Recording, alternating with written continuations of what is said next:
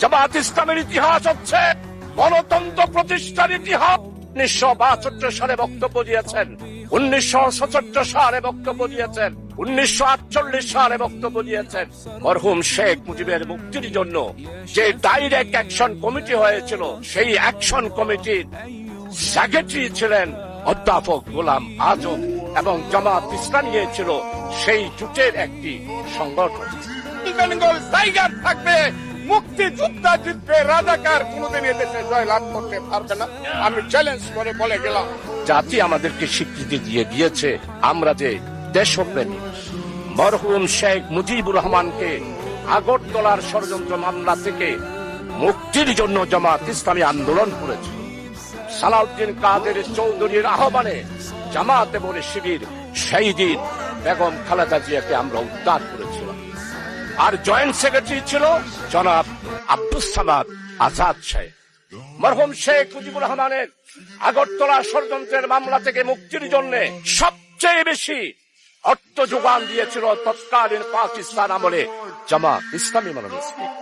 তাই জামাত ইসলামের ইতিহাস হচ্ছে মানুষের অধিকার প্রতিষ্ঠার ইতিহাস। জামাত ইসলামের ইতিহাস হচ্ছে গণতন্ত্র প্রতিষ্ঠার ইতিহাস।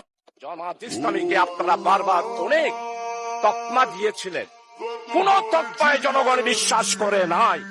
আপনারা বলেছেন আমরা জঙ্গি। জনগণ 12 তারিখের নির্বাচনের মাধ্যমে প্রমাণ করেছে জামাত ইসলামী জঙ্গি সংগঠন নয়, গণতান্ত্রিক, নিয়মতান্ত্রিক, সাংবিধানিক একটি আন্দোলন এবং সংগঠন। মাননীয় স্পিকার, জামাত ইসলামীর গণতান্ত্রিক ইতিহাস অনেক সময় লাগবে।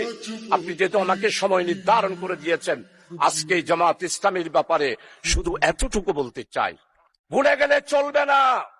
1997 সালে দেশনেত্রী বেগম খালেদা জিয়া বৃহত্তর বিরোধী দলের নেতা ছিলেন।